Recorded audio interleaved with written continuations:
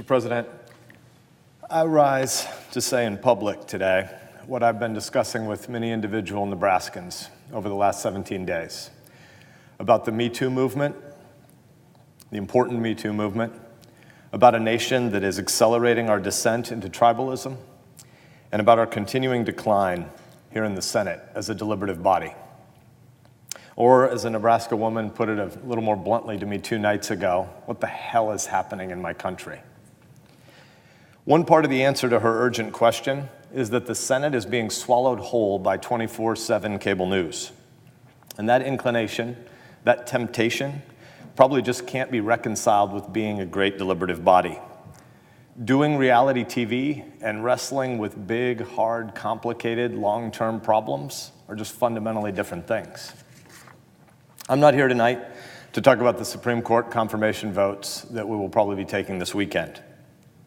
I am here to talk about the nasty process we've been navigating over the past 86 days and about the false choices some people are claiming stand before us and about where we in the Senate will go next week, next month, and next year after that vote.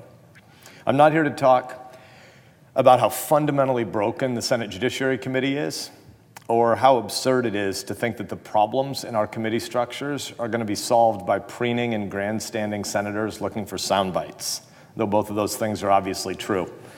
No, I'm here to talk tonight about the false choice that is being repeated hour after hour after hour on television, that this confirmation vote about 1 vacant seat on the Supreme Court, in that vote, we are somehow going to be making a giant binary choice about the much broader issue of whether we do or don't care about women. That is simply not true. That is not what we are doing this weekend.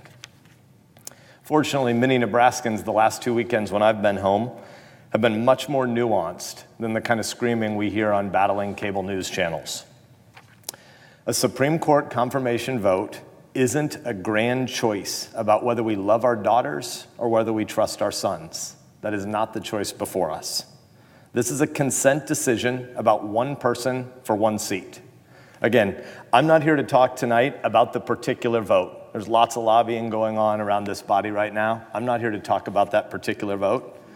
But I will say that I've spent more than 150 hours at this point reviewing documents and in hearings and consulting investigators and experts related to this confirmation. Moreover, I'll also say that although I've said many complimentary things about Judge Kavanaugh and his distinguished record of 12 years of service on the D.C. Circuit Court, I will say that I urged the president back in June and early July to make a different choice before he announced this nomination. I urged him to nominate a different individual. I urged the president to nominate a woman. Part of my argument then was that the very important MeToo movement was also very new and that this Senate is not at all well prepared to handle potential allegations of sexual harassment and assault that might have come forward. This was absent knowing a particular nominee. Let me be clear. There is some academic literature that suggests that very few allegations of sexual assault in the broader culture are fabricated, or stated conversely, the hefty majority of allegations of sexual assault in our broader culture are probably true. But in politics, in this city, a place filled with politicians who constantly believe that the end justifies the means, that situation might well have been different, I argued in June. So in the interest of cautious prudence, I urged a different path than the one that was chosen. But so what? Once the decision was made, once the president made his nomination, that meant that the work the Senate needed to do was to evaluate the specific evidence and claims about the specific individual that was on the floor before us. But we're being told now that our vote isn't about a specific individual, a specific seat, or specific evidence, but rather we're being told that the choice before us in this confirmation is a much broader choice about whether we do or don't care about women. If you turn on cable news or if you open up social media, and I highly recommend against both of those things in times like this, for the last 2.5 weeks, I've stayed clear almost entirely of those 2 ugly places, and it's been good for my soul. But what you hear, if you turn on cable or if you look at social media, is pick a side. It's good versus evil. Everything is immediate. Everything is certain. There is no doubt, there is no gray. There are only tribes of Hatfields and McCoys, Israelis and Palestinians, a world of generational hatred without end. No listening, no understanding, no empathy, no possibility that perhaps, just maybe in a broken world, violence, pain, and shame are all too real. And perhaps trying to make angels and devils out of your fellow countrymen and women is not the most useful way for us to try to make sense of the world. Everything might not be black and white simple. We regularly seem in this body and in the politicized culture that we're trying to serve on cable news, we seem to lack any awareness of the possibility that maybe, just maybe, constant, instant certainty about political battle lines might not be a good way to go forward. We might be undermining rather than building a better world for our kids. Well, I don't believe that this is what most Americans want. I don't believe that most Americans are political addicts. I don't believe that most Americans trust us in this institution. I don't believe that most Americans want our political class to be our leaders right now.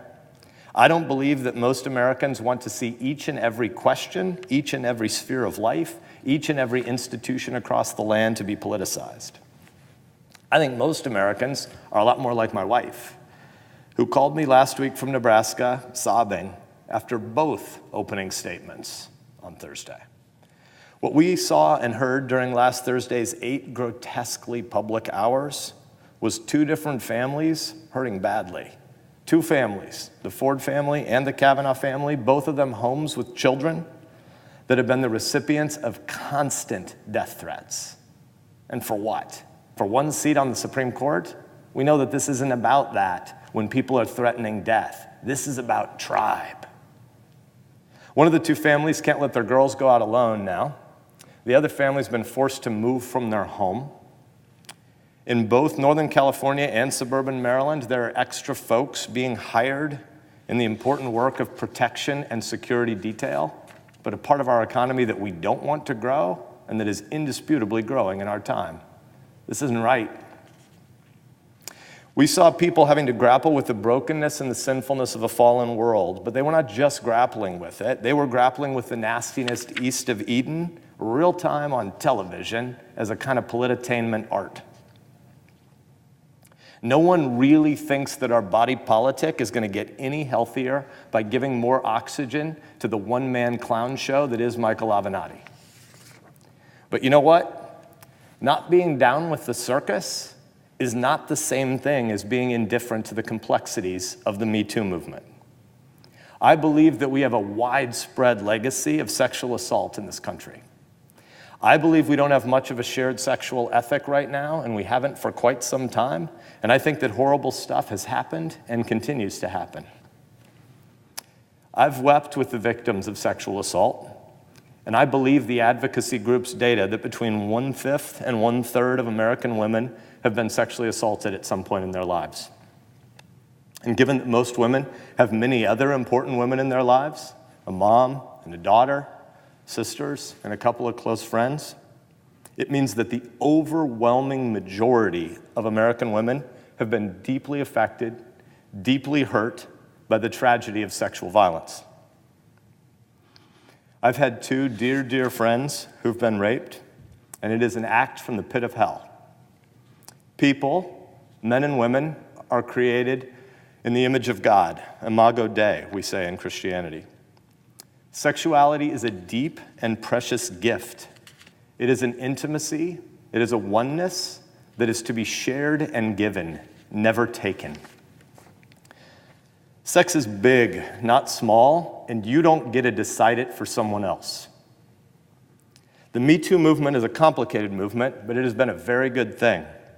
Far too often, many girls and women have been told that they're meat. They've been told this in word and in deed, that they're parts to be consumed, rather than God's children, to be cherished and respected and partnered with. Caitlin Flanagan of The Atlantic, one of the most profound writers on sexuality in our time, wrote recently about a horrible experience she endured during her senior year of high school on Long Island. She was the victim of an attempted date rape, and she contemplated suicide in its aftermath. She struggled in school, and she doubted her worth and value. After she struggled against this boy trying to violently force himself on her for many scary minutes, he finally gave up and just decided to restart the car. They drove away from that deserted beach in silence. Listen to her words. She writes, quote, "I told no one.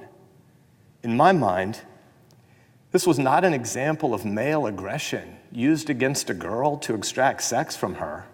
In my mind, this was an example of how undesirable I was. This was the proof that I was not the kind of girl you took to parties. I was not the kind of girl you wanted to get to know. I was the kind of girl you took to a deserted parking lot and tried to make give you sex. Telling someone would not be revealing what he had done. It would be revealing how deserving I was of that kind of treatment." Close quote. Hear what she's saying here. This precious young girl was hearing in her sexual assault that there must be something wrong with her, that she's the kind of girl only worth being groped. She's not worth being taken to dinner or engaged in conversation as if she has a mind. If that doesn't make you cry, there's something wrong with you. And now adult Mrs. Flanagan continues, quote, "My depression quickly escalated to a point where, if I'd been evaluated by a psychiatrist, I would probably have been institutionalized as a danger to myself. I had plans for how I was going to kill myself. I managed to make a few friends who introduced me to acid, which was no help with the depression. I sat in classes in a blank state, except for English.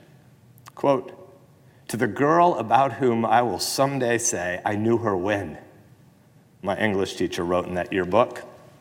Words that stunned me when I first read them and that I've never forgotten, close quote. What a blessing to have had that kind of teacher. Someone who proclaimed to Flanagan her dignity and her worth, who shouted meaning into her soul. Our culture has been living through an epidemic of sexual assaults, and these attacks on girls' worth, on women's worth, need to be grappled with. They need a reckoning. What we're dealing with here is horrible physically, but it's more than that. What we're dealing with something that has a spiritual level as well. My view is that the MeToo movement is going to make some mistakes. It's going to have some excesses, but overall, it's been an important and a needed development. A whole lot of brave women have stepped forward, and they've exposed their abusers, who've been some of the most powerful men in Hollywood, in media, in corporate America, and elsewhere. These women did this at unthinkable professional and personal risk. They deserve our respect. They also deserve not to have their progress co-opted by the cynics who run this town. Their stories are not fodder for fundraising emails. The MeToo movement doesn't belong to the left or to the right. The MeToo movement belongs to the women who have found in it an inspiration to step forward and confront the people who hurt them. I have 2 daughters, and God forbid in the event that something ever happened to one of them, I want them to feel like they can come forward knowing that their accusations would be taken seriously, that they wouldn't be dismissed or vilified for speaking up, that they wouldn't be ashamed or blamed. We all know that the president cannot lead us through this time. We know that he's dispositionally unable to restrain his impulse to divide us. His mockery of Dr. Ford last night in Mississippi was wrong, but it doesn't really surprise anyone. It's who he is. Similarly, it was wrong last week when he said that, quote, if the attack on Dr. Ford was as bad as she says, charges would have been immediately filed with local law enforcement authorities, unquote. It was wrong when people insinuate that a woman bears blame for her sexual assault because she was drunk. This reinforces the stereotypes that have caused millions of women to bury their experiences of abuse and assault for decades. This kind of repugnant nonsense creates excuses for abusers. Just because a woman drinks, or even if she drinks too much, does not make her body or her sexuality any less her own. And I don't want anyone telling those poisonous lies to my daughters. I also have a son, and in the event that, God forbid, he's ever accused of a crime, I hope he's presumed innocent and that he's permitted to exercise his right to defend himself. I think there are a whole lot of parents out there who think the same thing.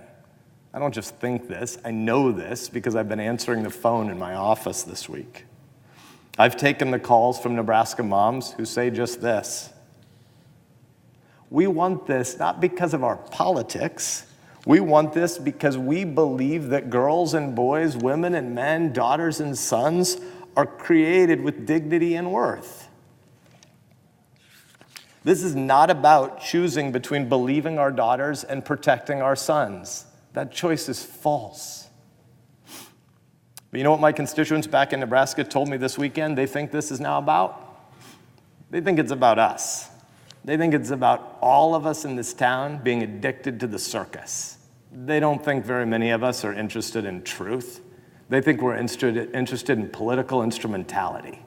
They think we're interested in exploiting differences and divisions in America because we're addicted to short-term power in a city that isn't worthy of much respect.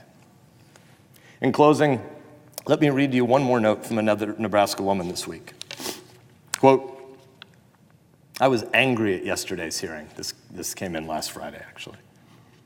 Angry that something as important as a conversation about the victimization of a woman at the hands of a man became just another move in the game of partisan chess. But I was also deeply troubled.